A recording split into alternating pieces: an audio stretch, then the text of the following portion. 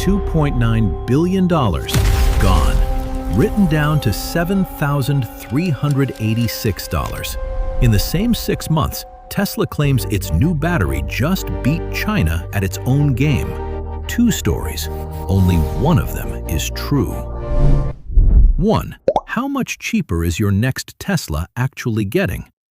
Okay, let's cut through the noise and get to the number that actually matters to your wallet.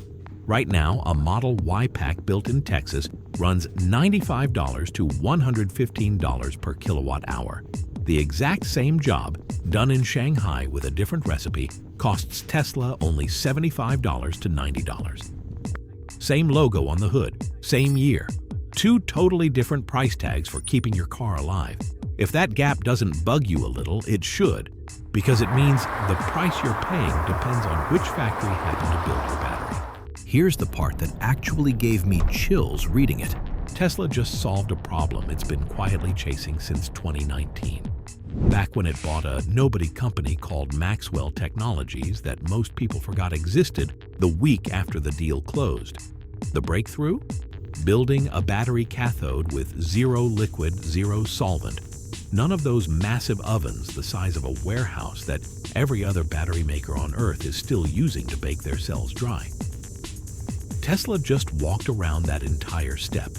The in-house 4680 has been confirmed to be Tesla's cheapest cell to produce. That doesn't automatically mean Tesla has beaten Panasonic, LG, or China on cost yet, but it does suggest the company is finally playing the battery game on its own terms.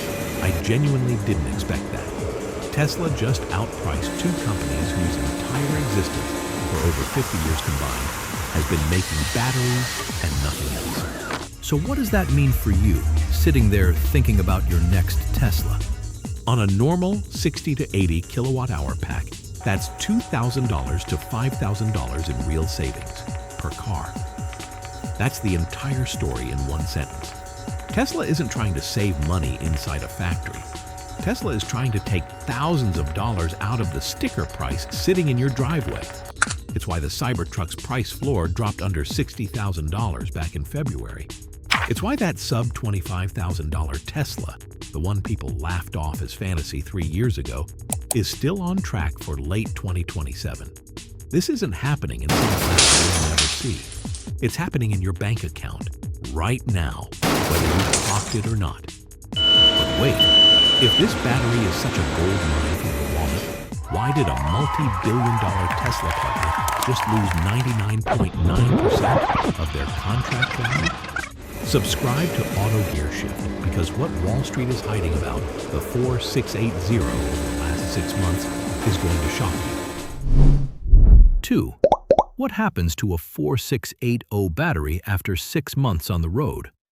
If you've been wondering whether the 4680 is actually holding up in the real world, the answer is weirdly complicated. In May, a Korean supplier called L&F quietly filed paperwork that should have been front-page news in every Tesla forum on the internet.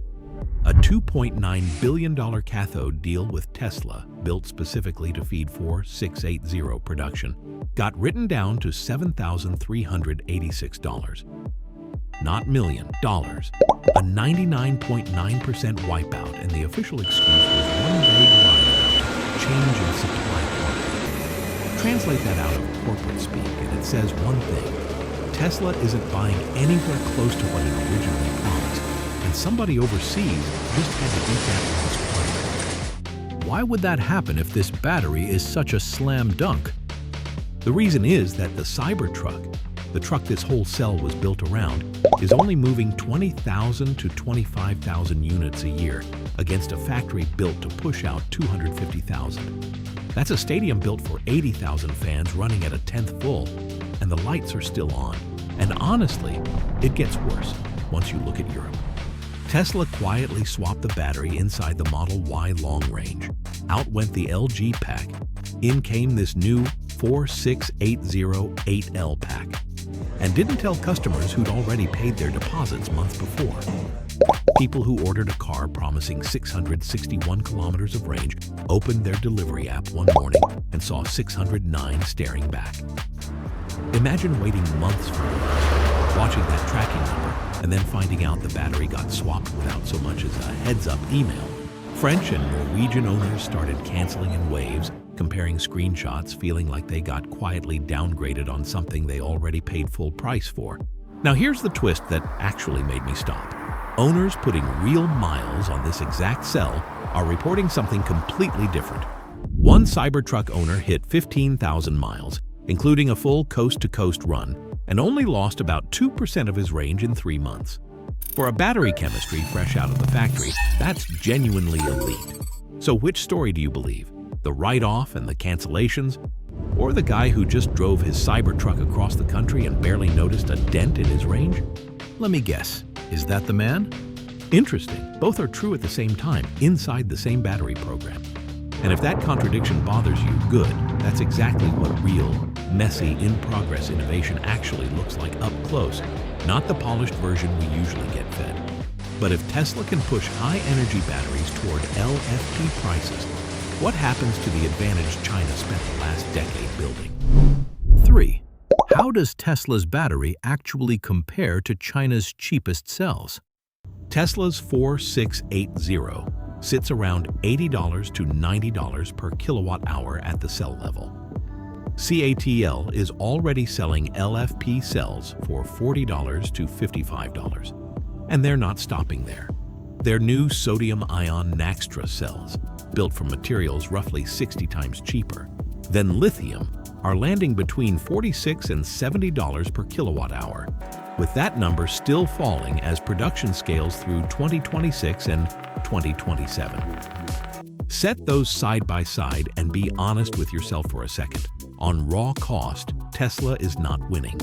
China's cheapest cells are still cheaper, full stop. Wait, why did Tesla just beat them at their own game? China's cheap cells are trapped behind a wall of tariffs and geopolitical red tape. They are numbers on a Chinese spreadsheet. Tesla's numbers are inside real cars on American highways right now. Tesla has already shipped over 100 million 4680 cells inside vehicles that are out there right now, in real winters, real highways, real daily commutes. CATL's sodium-ion cells are still working their way towards serious mass production this year. Tesla's real edge was never the cheapest chemistry on paper. It's that Tesla builds the cell, the car, the software, and the charging network all under one roof, and nobody else does that at this scale, period. That's a structural head start money alone can't buy overnight, even while China quietly wins the spreadsheet war on raw cost. That may be the biggest misunderstanding about Tesla today. We still talk about Tesla like it's a car company, while Tesla keeps behaving more and more like an energy company. I think they're chasing something much larger. 4. How much of the one battery powers everything story is actually true? You've probably heard this pitch 100 times. Maybe said it yourself in a comment section. One battery breakthrough, powering your car, your Powerwall, your whole house through a blackout, all from the same magic cell. It's a beautiful story. It's also not quite what's actually happening, and it's time somebody said it plainly. The 4680 in your car runs on nickel, built for range and raw power. Megapack and Powerwall mostly run on a completely different chemistry, lithium iron phosphate, built for rock-bottom cost and a lifespan measured in decades, not speed. So no, the exact chemical breakthrough making your Cybertruck cheaper isn't the one keeping your lights on at night. Mainstream media lumped them together, and frankly, we all bought into it.